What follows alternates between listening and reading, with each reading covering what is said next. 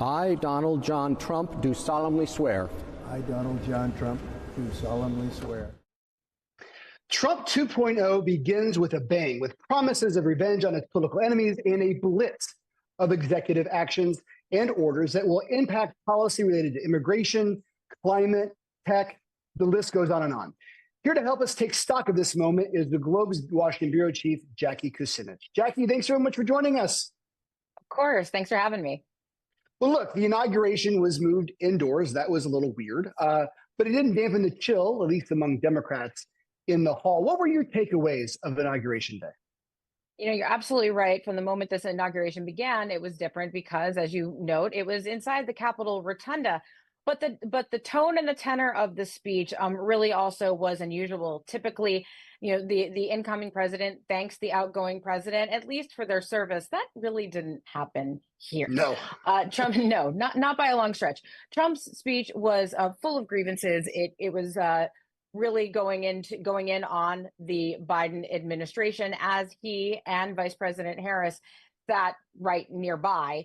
And you could see how uncomfortable Democrats were. There was a lot of shifting. There was a lot of scowling. There was a lot of, just staring straight ahead. And at one point, it really kind of took on more of a State of the Union speech or even a rally speech, because you had Republicans standing and clapping and Democrats sitting, which is, again, not usual for an inauguration. And adding to, again, the unusual state of events, after that speech, he went to the overflow room, which was an Emancipation Hall in the Capitol Visitor Center, just, a short walk away, and gave another speech that was a longer speech by a minute. A longer speech, exactly, to the dignitaries, governors that were assembled there. So really, from start to finish,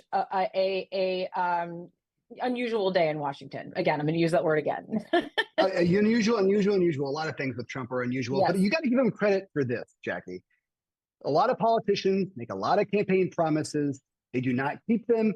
He has obviously kept them. And one way he did that was sweeping pardons for those either found guilty of charges related to the January 6th attack on the Capitol, even those who attacked police officers, which has been a kind of a key part of Donald Trump's base.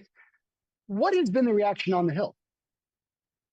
So the last part you mentioned, those who were convicted of violence that day, there was a question on whether they would be part of these pardons that a lot of folks on the Hill and beyond were expecting, and that President Trump promised.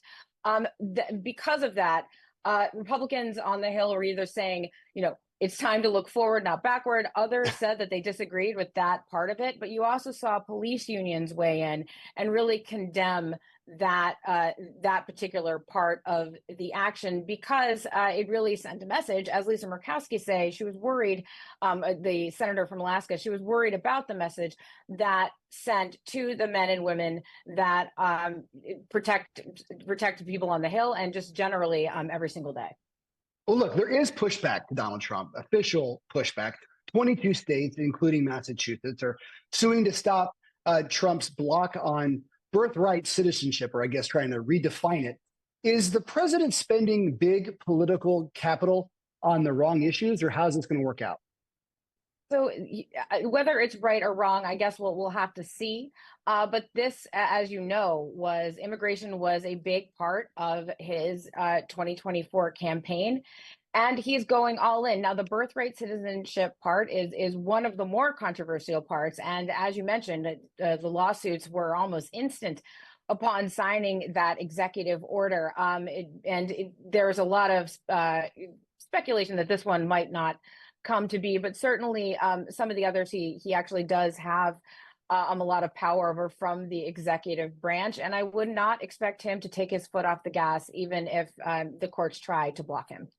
Let's talk about another quick executive order action here. President Trump's executive order with a section that was dedicated to recognizing that women are biologically distinct from men got a big response from the pulpit at Washington's National Cathedral on Tuesday. Let's take a listen to that. There are gay, lesbian, and transgender children in Democratic, Republican, and independent families. some who fear for their lives. Look, the bishop's words did not sit well with President Trump. What was he saying afterwards? And you could see that he was uncomfortable when she was saying those words. And later he took to Truth Social, that he didn't like the service, and that she and the church should apologize. In the first Trump administration, there was a lot of dissent. There was a lot of pushback. There was quite the resistance. There's not as much this time. And so this really stood out in the course of these inaugural events. As one person who was speaking their mind and disagreeing with him in a field of folks who've really gone his way since his second election. Very good point. And people forget, Ben Carson got his start because of the comments he made directly to Barack Obama in the National Prayer Breakfast. So we'll have to watch where this goes. But anyway, Washington Bureau Chief Jackie Kucinich, thank you so much for joining us. Thank you, James. For daily access to Boston Globe Today, all segments and episodes are available on demand in the Boston Globe app by clicking Watch.